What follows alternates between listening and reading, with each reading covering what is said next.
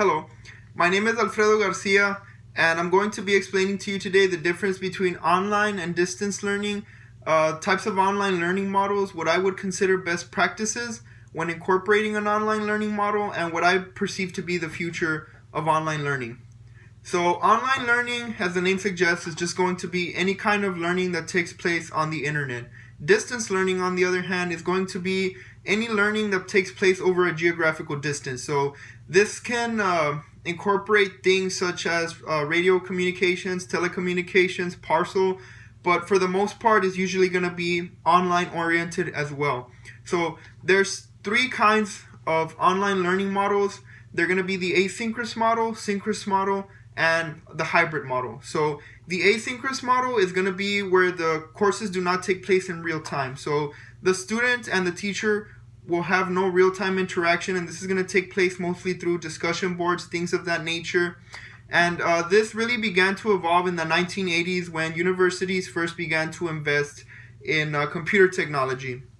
Synchronous learning is going to be where the teacher and student do interact in real time, and this also had its roots in about the 1980s when universities began to incorporate things such as telecommunications, things of that nature.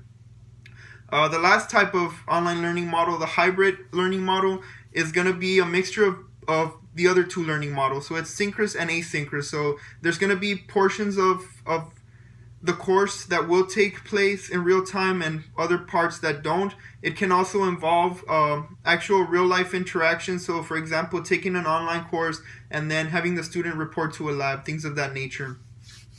So what I would consider best practices when incorporating online learning into a class, I would say that the biggest thing is teaching students how to be successful in an online course, and uniformity between online courses. So students having a uniform platform to work on, not having to jump between different platforms all the time, because that can make things confusing and more difficult for the student. And I guess helping the student or teaching the student how to use the platform so that he can be as successful as possible. Now, for the future of online learning, I myself think that the future looks very, very bright. As technology keeps changing and adapting, it just becomes more and more accessible. So when I was in high school, our phones couldn't really do much other than text and talk. Now students have access to phones that have access to the internet.